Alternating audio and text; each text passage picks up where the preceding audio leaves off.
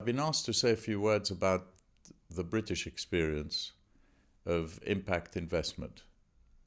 We seem to have discovered this area ahead of others, and I would like to take you back to 2000 when the Social Investment Task Force was set up, and I began to work as its chair with its members to try to understand how we could improve the way in which we tackle social issues. All of us, even then, even more so now, had become aware of the fact that as standards of living improve, the gap between rich and poor, instead of reducing, just kept on increasing.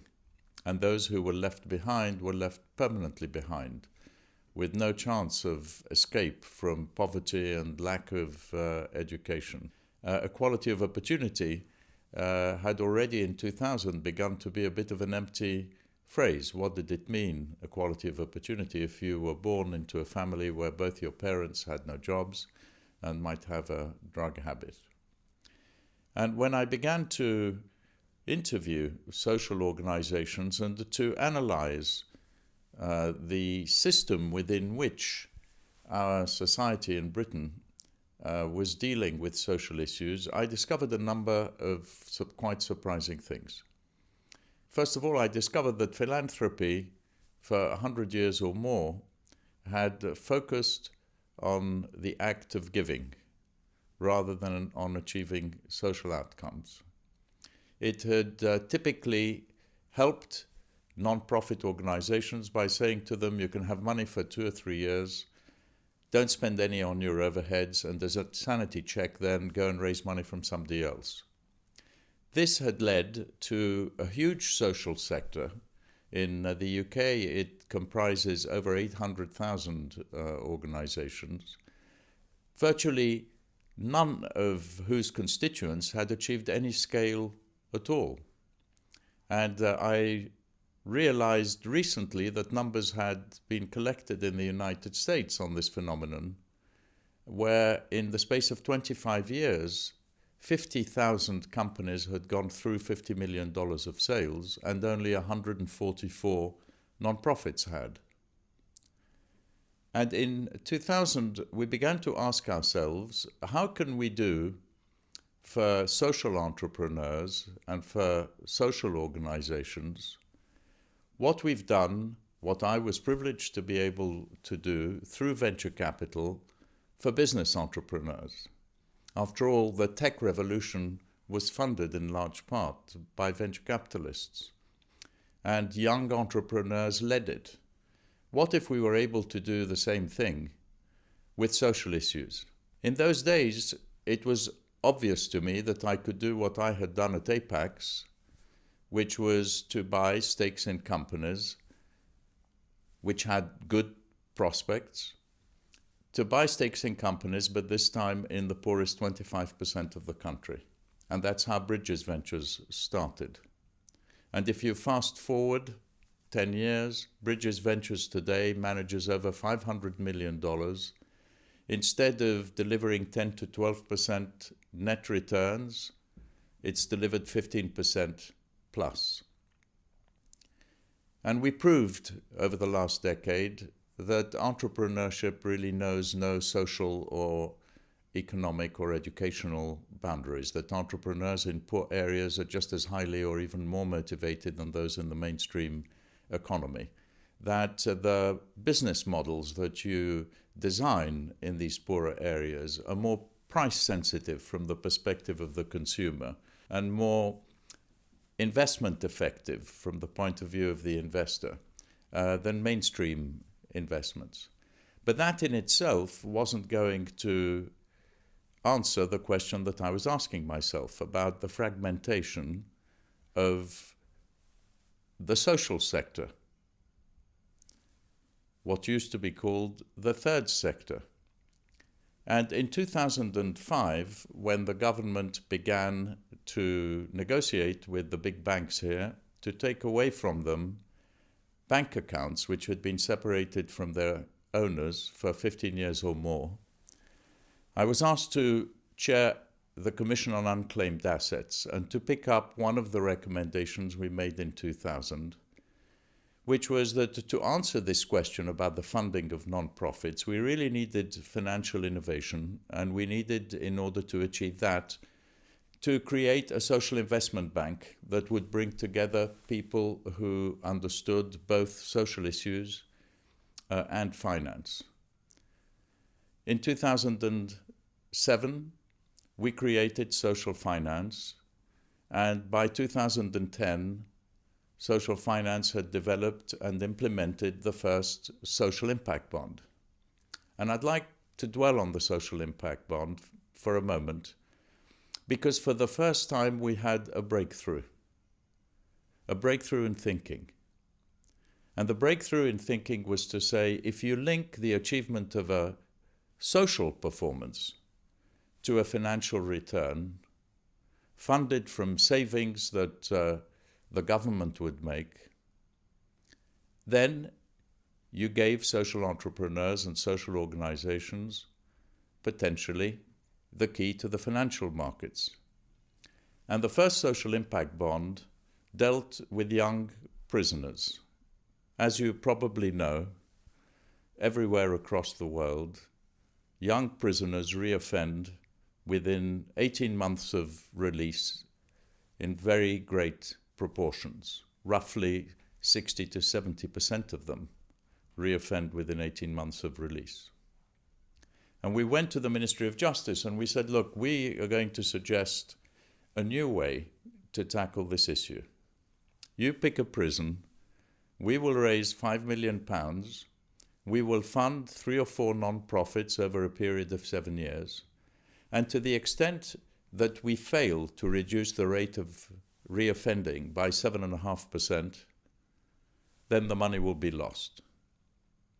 But to the extent that we succeed in reducing the rate of reoffending by 7.5% to 15%, then government will pay back the £5 million and will pay an increasing yield on the social impact bond that will go from 2 to 13%, hitting the 13% at a 15% reduction. So investors stood to make a return if these non-profits were successful. The non-profits kept part of the return to help grow themselves. But the punchline was that government would be paying out between a third and half of the saving that it would achieve in 1 year if these young people did not reoffend. Now, across the world, there are about 20 social impact bonds now.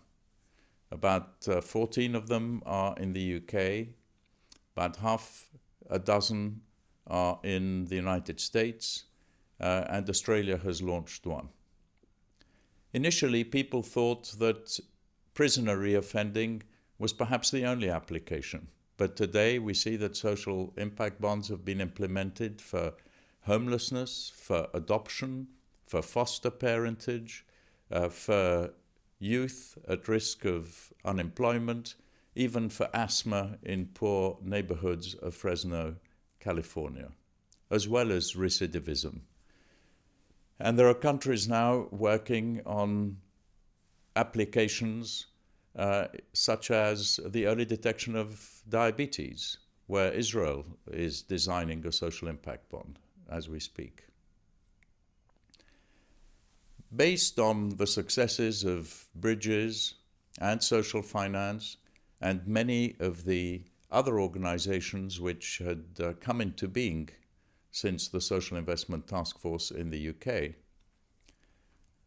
when the coalition came to power in 2010, it began to be interested in the idea of giving all of its unclaimed assets, which were expected to be of the order of £400 million. As you will find out in the future, the sums are actually going to be greater than that. And to persuade the banks to provide a couple of £100 million of additional equity to create the social investment bank that we had recommended. And I worked with Nick O'Donoghue, who had been at JP Morgan and Goldman Sachs, to submit a business plan to the government.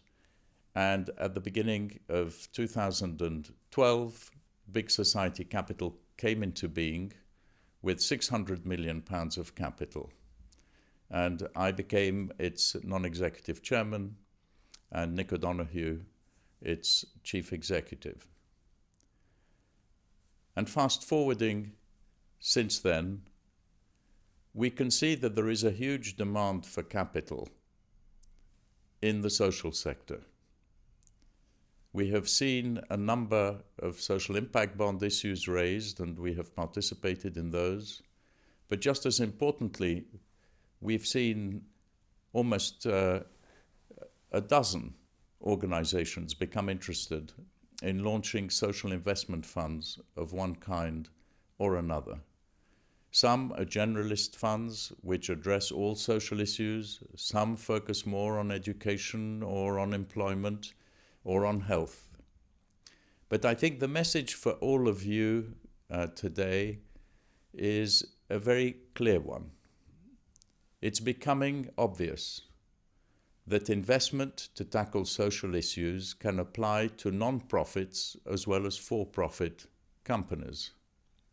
It's becoming obvious that the sums that could potentially be attracted to this form of investment are huge. In charitable foundations alone in the United Kingdom, there are £100 billion of capital. In the United States, there's $1 trillion.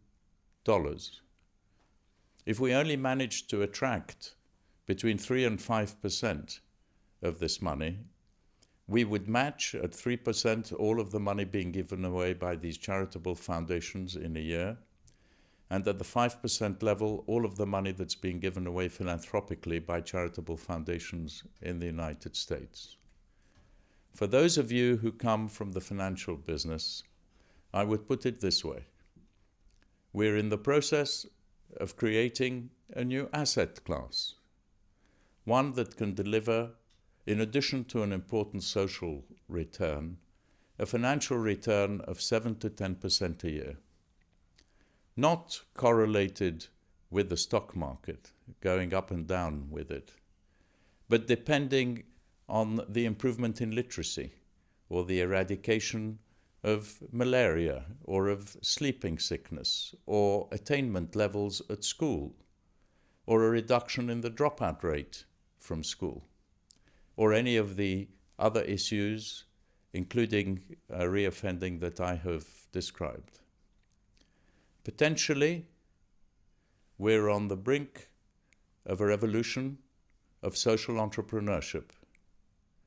Just as 30 or 40 years ago, when I started out with venture capital, we were on the brink of a revolution in business entrepreneurship, which, it needs to be said, brought about the tech revolution. My hope is that this new generation of social entrepreneurs will bring about a social revolution that begins to give everyone in our society a chance. Thank you very much.